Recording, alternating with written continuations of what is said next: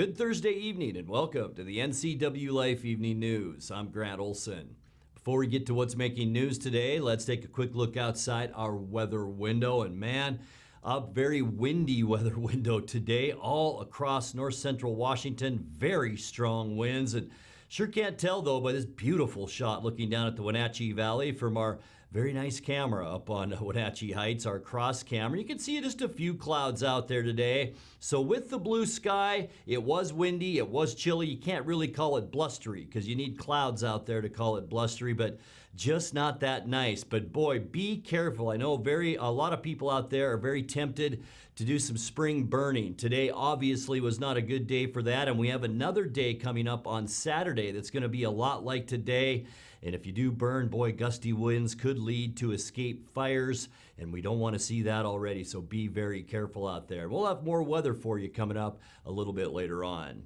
And now here are some of the stories we're following for you tonight. A 27-year-old Wenatchee man suspected in a string of recent graffiti incidents was arrested by Wenatchee police last night.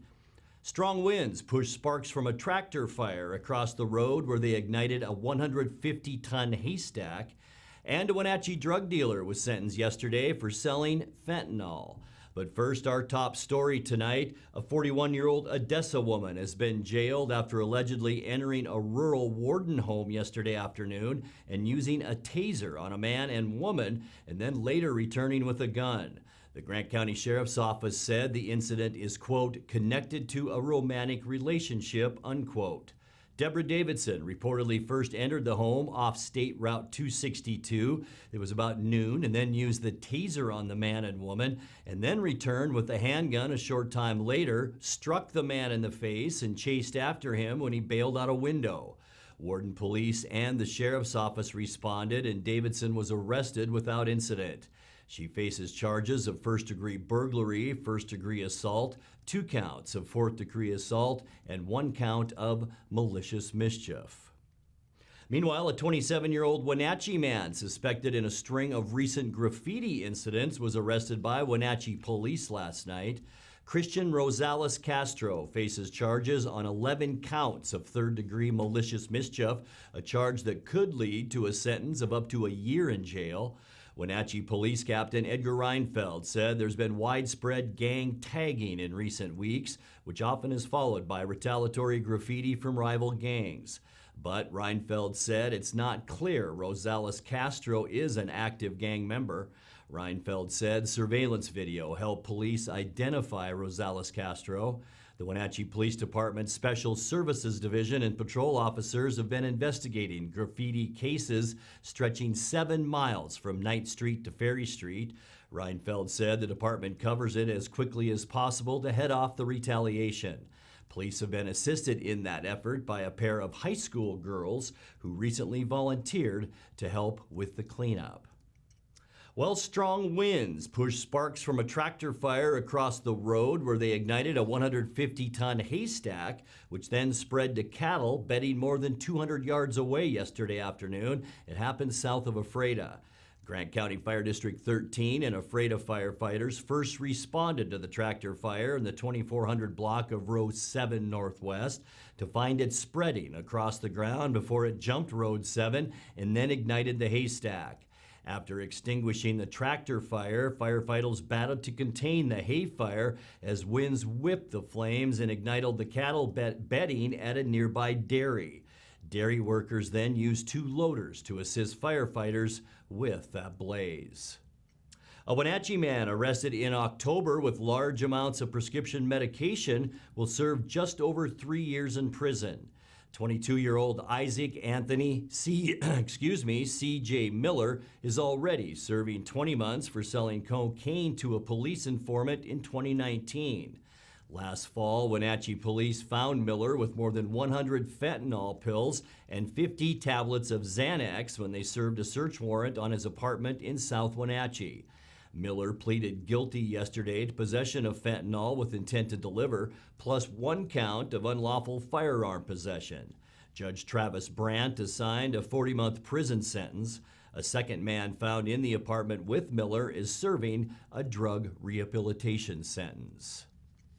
Well, coming up next, Monday, April 12th is the day Washington health officials decide if counties are meeting their metrics to remain in phase 3 of the COVID-19 recovery plan. And right now, it's not looking good for Chelan and Douglas counties. Our Valley, Our Future, the nonprofit community planning organization, is launching the next phase of its visioning process. And good news and bad news once again in the latest real estate snapshot from Pacific Appraisal Associates. I'm Grant Olson, and you're watching the NCWLIFE Evening News.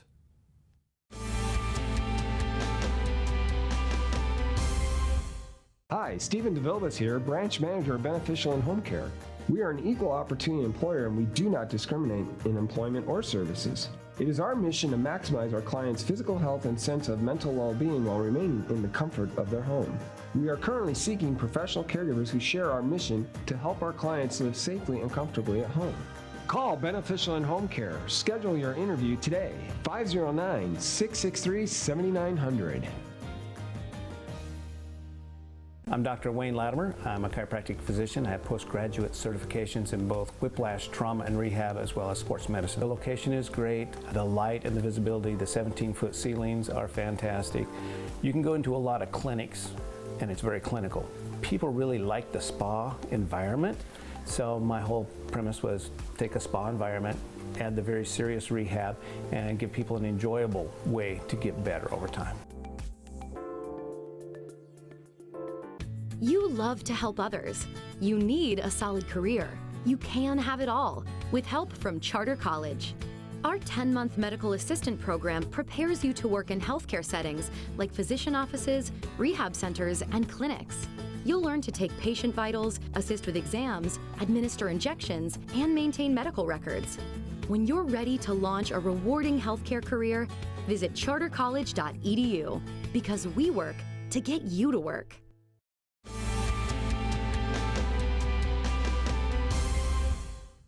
Welcome back. In another news, Monday, April 12th is the day Washington health officials decide if counties are meeting their metrics to remain in phase 3 of the COVID-19 recovery plan.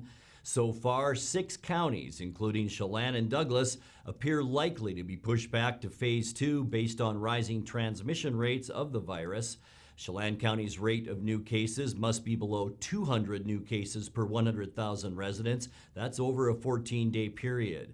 For smaller counties like Douglas, it's 100 per 100,000. The Healthy Washington Roadmap to Recovery system is set up to provide a dial to allow our economy to be more open and activities to be more accessible to people when disease rates are low, and then to dial them back when disease rates are high. And unfortunately, right now in our state, we're seeing an increase in disease activity. We are also starting to see an uptick even in hospitalizations. Fortunately, we have vaccinated a very large portion of our seniors, so that helps mitigate the effects of the disease increases a bit. However, when we look at our data, there are a handful of counties that are sort of at the threshold or above the threshold for case rates or hospitalizations, and there is a decent likelihood that a handful will potentially be moved back on Monday when we announce.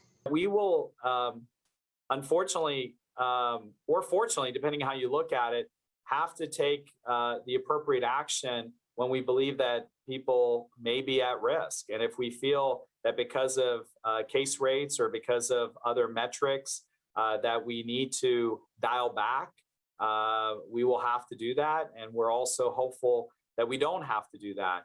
And so the good news is that we're making progress in communities across the state, but there are communities or counties where we are seeing increases that are of concern. A reduction to phase 2 has several impacts, but crucially, it means businesses currently operating at 50% capacity must reduce that to 25%. Pierce, Yakima, Kittitas, and Whitman counties are also at risk of backsliding. Our Valley, Our Future, the nonprofit community planning organization, is launching the next phase of its visioning process, trying to imagine the Wenatchee Valley after COVID-19. Pandemic recovery is a key part of the group's new community survey, and NCWLIFE's Jefferson Robbins says they want everybody to take part. We are here today to announce Our Valley, Our Future has launched Our Valley Stronger, a major community outreach, visioning, and planning project that will lead to a new 5-year action plan designed to help our residents achieve their vision of the future. When Our Valley, Our Future got its start in 2015, this was its focus: finding out what was affecting the lives of Wenatchee Valley residents, brainstorming solutions, and pushing them forward to civic leaders and agencies who could make a difference. But to do that, it needs your input. On Wednesday, the group promoted the start of its second 5-year plan process, starting with an online survey of the community's needs. The Our Valley Stronger project wants to create a vision of the region once the COVID-19 pandemic is on the wane, and it wants to do so with equity toward all residents. During the last year, we have seen an increased burden of disease within the Latinx residents, and not only did we see this increased burden of disease, but it also hit a community that includes folks that were not able to access the same amount of resources as others because of their immigration status, and they weren't able to receive, some were not able to receive unemployment benefits or stimulus checks to support their families. For these reasons, it is imperative for recovery plans and initiatives to include the diverse voices and experiences of all members of our community. Our Valley was one of the first to identify the local housing crisis caused by rising rents and property costs. New partners for Our Valley, Our Future include the city of Leavenworth, where those costs have been keenly felt. One thing that the COVID pandemic taught us is that we aren't in our own little silos, that we are truly interdependent. And the fact is, Leavenworth hasn't done a lot to increase housing for its own workforce. And the ripple effect of that is that it spreads all the way down the valley and puts pressure on all of the other housing. But Leavenworth isn't going to solve that on its own. It's going to take us all, public, private, nonprofit, the diverse and inclusive community to get these things done. You can make your contribution to the community survey at ourvalleyourfuture.org or the SurveyMonkey link you see on your screen. Jefferson Robbins, NCWLIFE. And thank you very much, Jefferson. Good news and bad news once again in the latest real estate snapshot from Pacific Appraisal Associates. Last month, total home sales were up 22% compared to March of 2020, with 88 sold homes this year compared to 72 last year. However, active listings were way down in March of this year compared to 2020, with 30 listings last month compared to 132 in March of last year. The median sales price of a home in the Wenatchee area skyrocketed once again, up to $410,000 in March this year compared to $335,000 in March of last year. That's up 22%. You're watching the NCWLIFE Evening News. Coming up next, tonight's feature story and your complete local weather forecast. That and much more still to come on the NCWLIFE Evening News. Please stay with us.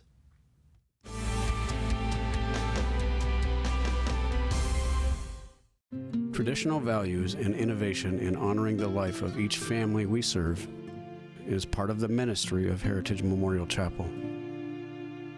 Our staff is committed to walk with your family with compassion through this time of grief. We are here to help and here to serve, the right kind of help when you need it most. Heritage Memorial Chapel.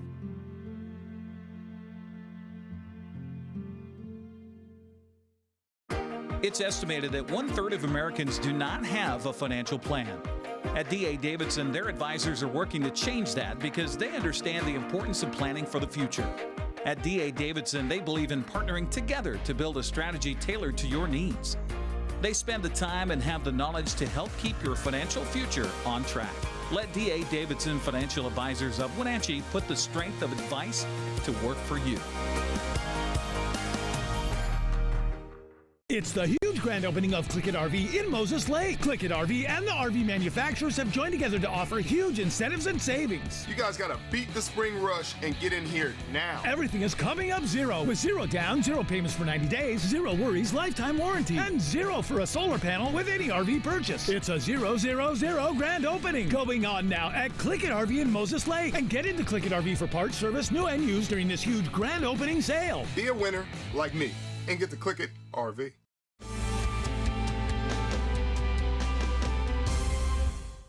Welcome back to the NCWLIFE Evening News. Time now for our weekly Pause for Pets feature from the Wenatchee Valley Humane Society. Tonight, NCWLIFE's Megan McPherson introduces us to Mona the dog.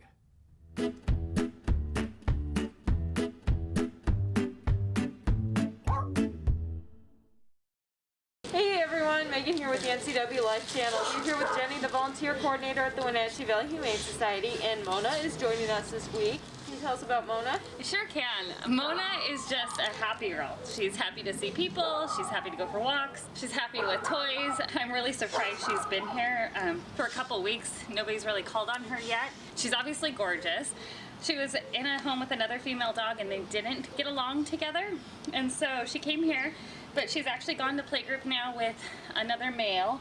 So she may do okay with other dogs, probably not females, probably a male if anything, but you'd want to have them properly introduced. There's not much wrong with Mona. Mona's just a happy, happy girl. She knows the command sit, she knows 5, she knows down. Everything she does with a lot of enthusiasm. Yeah. She does seem to jump on people, so she's working on that, and she's a pretty good sized girl, so she's got to be aware of that too.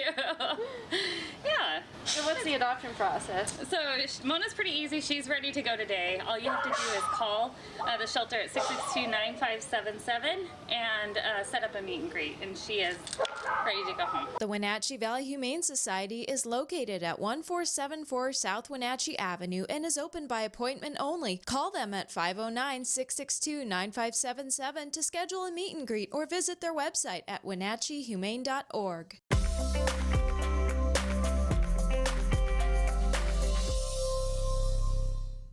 Time now for a check of your North Central Washington weather forecast, and let's get right to it. Unofficially today, it was a chilly one, 54 degrees, 61 now our normal high temperature for this time of year. 36 was our low this morning, 40 is normal. Look at that record high back in 2016, 81 degrees. Don't remember that. 28 was our record low back in 1973. Sunrise 6:25, sunset will be at 7:41 this evening. Tonight we can expect mostly clear skies. Things will calm down. We're talking things being the wind for us tonight. It will be a little bit chilly with those clear skies, and there's the next round of moisture that will make its way into our area, but not for Friday so much during the day. We will see increasing clouds. It will be warmer too tomorrow with temperatures in the mid-50s to upper 50s, and then a 30% chance for late night showers. This is about 11 o'clock on Friday night. Mostly rain, so don't get excited, but we could see some snow back in the mountain passes. Saturday, partly cloudy and windy, 15 to 30 miles an hour out of the west-northwest, and much cooler on Saturday. In fact, we're only going to see highs in the lower 50s for highs for Saturday. That's about 10 degrees below where we should be. Sunday, then, we begin our warm-up. Sunshine out there, high pressure parked in the Pacific, and that means warmer afternoon highs into the upper 50s for Sunday. By the time we get to Monday, sunny. Temperatures back to normal. High pressure still in control, and we're talking highs on Monday in the lower 60s, which is about normal. But wait till we get to Tuesday and Wednesday. Warmer for Tuesday, and that means temperatures in the mid, maybe even upper 60s as we get into Tuesday. All over the western United States, sunshine and warm temperatures. Wednesday, it's gonna be the warmest day that we have seen so far this year. Unseasonably warm with temperatures, that's right, near 70 degrees. Let's take a look now at your 7-day forecast. Tonight, 31 degrees, some rain late, 51 or 58 for a high temperature Friday. That should be 51 for Saturday. It's going to be a chilly one with some wind, and then that slow warm-up begins on Sunday. 57, 67 Tuesday, and all the way up to 69 on Wednesday. And that's a look at your local weather forecast. Coming up next, tonight's sports report with Eric Granstrom and more as the NCWLIFE Evening News continues right after this.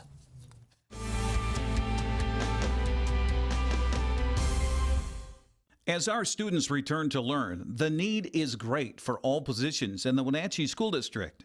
Can you see yourself in these hallways? Or helping support students? Maybe you're an excellent office administrator or educator, or you have a love of sports. The Wenatchee School District is now hiring all levels of positions. You can make the difference in the life of a student and in your own life. Apply now at wenatcheeschools.org. At Local Myth Pizza, we believe in real food, freshly prepared with only premium ingredients. Our cheeses are imported from Italy. Our sauces, dressings, and even our sausages are made in-house fresh daily. Featuring Northwest craft beers and 30 Chelan Valley wines and ciders. Family fun and amazing food. Eat local, drink local, and be local at Local Myth Pizza. Come see why Sunset Magazine says you can't beat Local Myth Pizza. And now it's a sports update on the NCWLIFE channel. And a happy Thursday to you. The sixth inning of yesterday's game between Seattle and Chicago began innocently enough. A walk by Jose Marmoleos. 10 batters and 7 runs later as the Mariners had erased a 4-1 deficit and led 8-4. Seattle went on to beat the White Sox by that score and even its record at 3-3. Big hit in the inning came with the bases loaded and Kyle Seager at the plate. To the left, dropping, it is a fair ball. Trammell is scoring with joy. Here comes J.P. Crawford. Ty France is chugging home. How about this little balloon off the bat of Kyle Seager to clear him off and give the Mariners a 7-4 lead. Trammell was high-stepping his way home. There you go, at the top of the zone, 95. That is so difficult. Just a late swing from Kyle, but he's just fighting to try to get the barrel to it, hits it down the line. Well, Ty France showing some speed, coming all the way around, scoring from first. Ian Goldschmidt and Mike Blowers with a call on Root Sports. Seager would finish the game 3 for 4 with a run to go with those 3 RBIs. Ty France was 1 for 4 with 2 runs. Comeback helped bail, that is, Seattle starter Justin Dunn out, who allowed 3 runs on 1 hit, 8 walks, and gave Will Vest his first career Major League win. Manager Scott Service says he didn't like the way the Mariners got the win, but a win is a win is a win. Everybody chipped in one way or another in this ball game today. Certainly our offense was driving the train. Unbelievable inning we put together there and really grinded out some at-bats, and our pitching was enough today. Really bad process today with a good result on the mound, which typically doesn't happen. We pride ourselves on controlling the strike zone on the mound, and we did not do that today. But we were able to work through it. We got a few breaks. Justin Dunn, I thought, his stuff was good, just the command wasn't there, and, certainly ran into trouble in the 5th. And, even Gravy wasn't as sharp as we've seen him. But we get a big double play ball there, and then, Miz and Montero were solid, as they've been all year. But offensively, really what we write home about tonight. For me, the biggest at-bat of the game was probably the Ty France at-bat. We battled back in that inning. Ty gets down 0-2 and then just grinds out an 11-pitch walk, and then Siegs gets a big knock after it with the 3-run double, and Siegs had a nice day today as well. But really up and down the lineup, really good quality at-bats in a game that we certainly needed it because it wasn't something to write home about on the mound today. But we'll take the win. I think it's a good start to our first homestand. We go 3-3, but we're learning about this club, and we're having to overcome a little adversity here with some players banged up here in the first week. Yeah, so Seattle finished its first homestand of the season 3-3. Now begins road trip in Minnesota against the 4-2 Twins. Marco Gonzalez on the mound against Jose Berrios at Target Field. Also in the American League West on Wednesday, Nick Solak homered in a 2-run second inning, and Texas made it hold up in a 2-1 win over Toronto. Kyle Gibson won his first of the season, going 6 innings of 6-hit shutout. He had 8 strikeouts. Oakland came into the day 0-6, but scored a run in the 9th to tie it, and Mitch Moreland delivered an RBI single in the 10th. to win as the A's top the Dodgers 4-3. Matt Chapman 2 for 4 with his first home run of the season. Houston's off to a hot start, leading the division at 5-1. The Astros and Angels were idle yesterday, with Los Angeles at 4-2 in the young season. Seattle tied with Texas at 3-3, while the A's are 1-6. Well, now that spring has sprung, we can give you a little tease as to what we're planning with our coverage here on the NCWLIFE channel. Hernandez, number 24. The shot, and beautiful! Beautiful stop by Jeremy Gregerson. Woo! Gonzalez and Ramos. Ramos and Gonzalez. Gonzalez, the shot. Gonzalez, goal, goal, goal, goal, goal, goal! And Eastmont wins this one in dramatic fashion. Throwing for Wenatchee. Wisen. The header! Goal, goal, goal, goal, goal, goal, goal, goal! Who else? Jose Camarillo, and Wenatchee walks away a winner by 1-0. To their credit, Eastmont has done a great job cashing in with what they can control.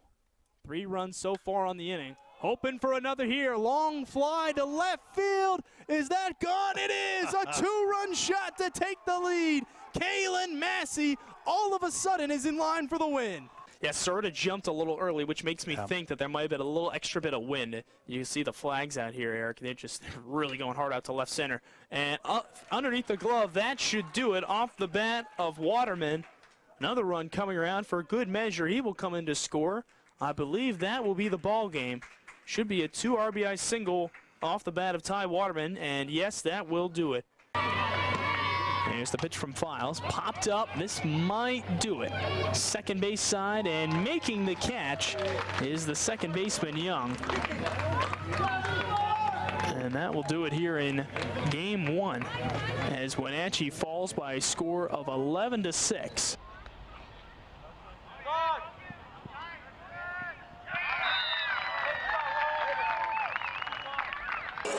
It's a Quincy clash here tonight at Wenatchee Valley Super Oval. Brother, side by side. 9 to go. Here comes Glenn to the outside. Got the run off turn 2. Mike tries to shut the door. Big slide out of Mike Knudsen. Glenn's going to lead the lap. Yes, we have quite a mixed bag of sports coming your way. First, here you see April's schedule, which begins this Saturday with Moses Lake at Wenatchee Boys Soccer at 1 o'clock. Next Tuesday, it's Wenatchee at Eastmont at 7. We'll head up to Fancher Heights to televise first race of the season at Wenatchee Valley Super Oval, April 17th. Then we'll bring you Wenatchee and Eastmont baseball, the first on the 20th and doubleheader on the 24th. Wrap up our month of April on the 27th when Eastmont hosts Cashmere in boys soccer. May begins with girls softball on May Day between Wenatchee and Moses Lake. Eastmont takes on Ephrata in baseball May 4th. And by the way, we welcome Joel Norman back to town to help us out with some baseball and softball broadcasts here on NCWLIFE. Eastmont hosts Wenatchee in softball May 8th. Then it's back to the pitch May 11th for Wenatchee and Eastmont in boys soccer. Our second race at WVSO will be May 15th on the bump to pass night at the Super Oval. Then we'll wrap up May with a couple of lacrosse games as the Wenatchee Valley Thunder hosts Southridge on May 20th and Snohomish on May 22nd. Busy month ahead. That's a look at sports news. I'm Eric Grandstrom. Grant, back to you.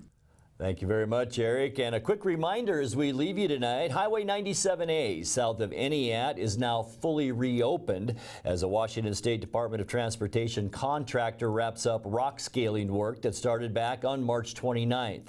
WashDOT said the contractor still has some work to finish, so the highway will be flagger controlled with delays up to 20 minutes until next Wednesday.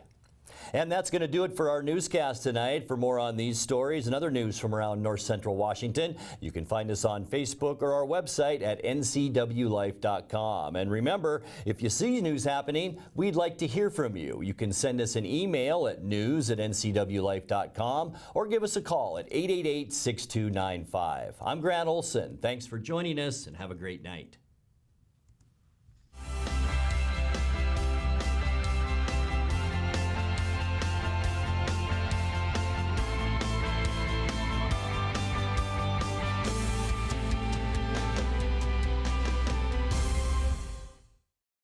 Gentlemen, I'm Kerry Condata. This is the 12th District TV show, aired 8 times every week on NCWLIFE TV. We cover business and politics like no one else does it because I've been there and done it. 30 years self-employed, 16 years in the House of Representatives, and 12 years running campaigns across the state of Washington. That resume means you're getting information you can't get anywhere else. This is the 12th District. I'm Kerry Condata.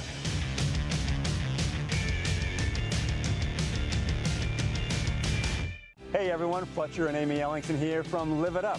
Join us every week as we answer your questions on health, wealth, and relationships. We're all about you creating a life that you love, so tune in to Live It Up.